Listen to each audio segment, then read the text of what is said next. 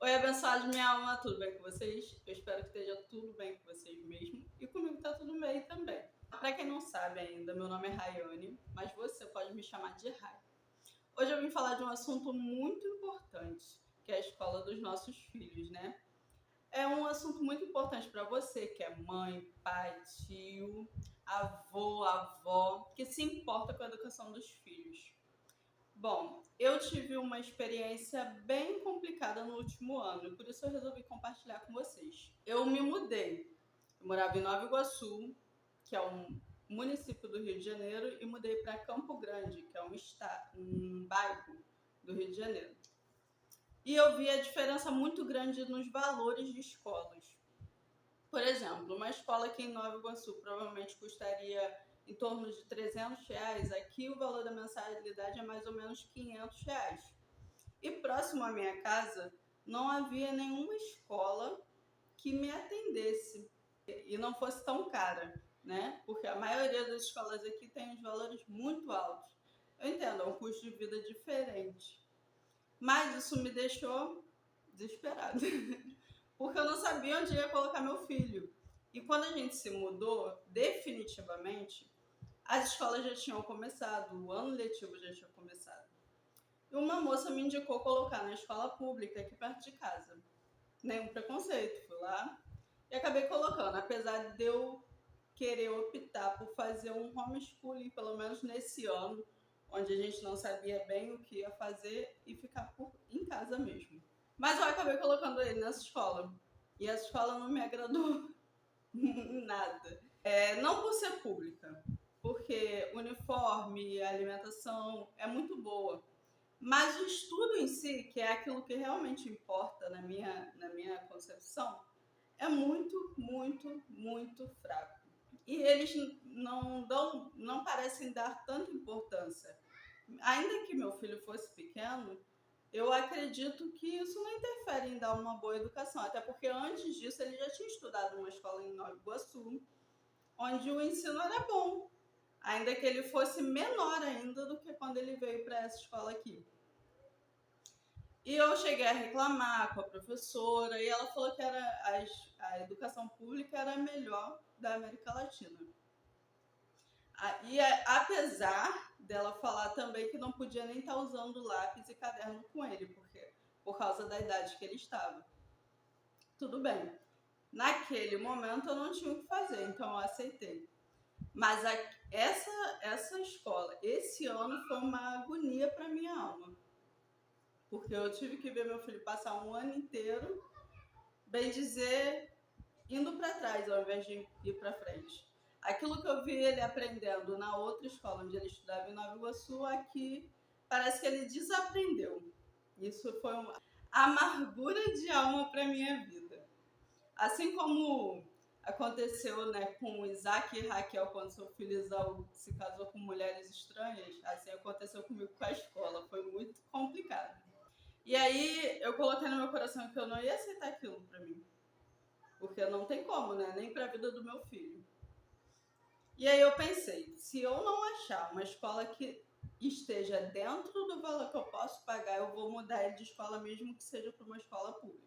E assim eu fiz. Quando chegou em outubro, eu já estava procurando bolsa escolar para o meu filho.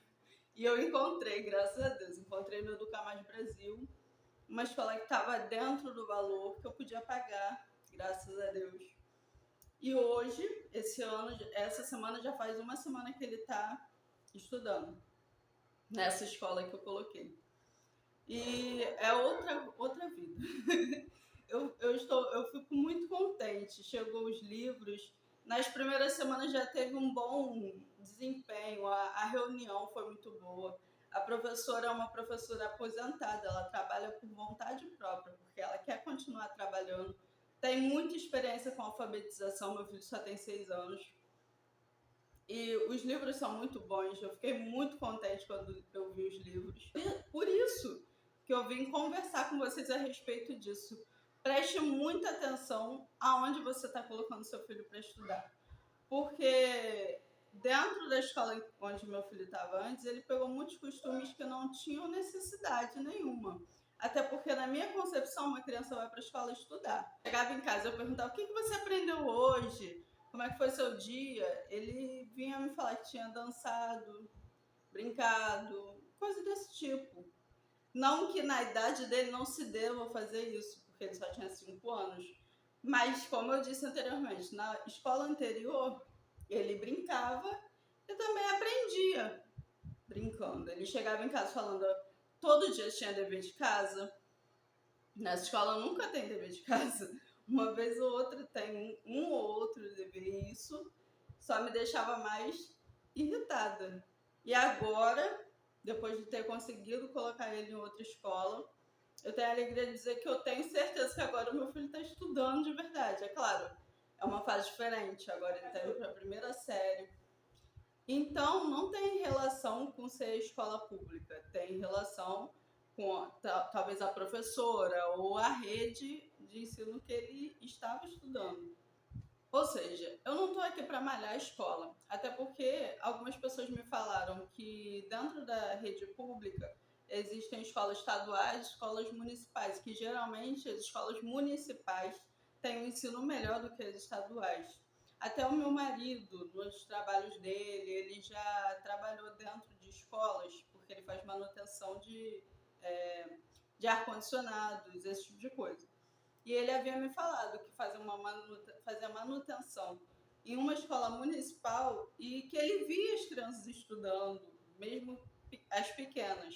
Ou seja, se você não tem condições realmente de colocar a criança numa escola particular, esse não é o problema. Eu quero te indicar que você busque conhecer a escola, conhecer a professora, conhecer a maneira de ensino que eles usam para poder alfabetizar a criança, ou seja lá qual é a fase que ela esteja passando, e visite as escolas.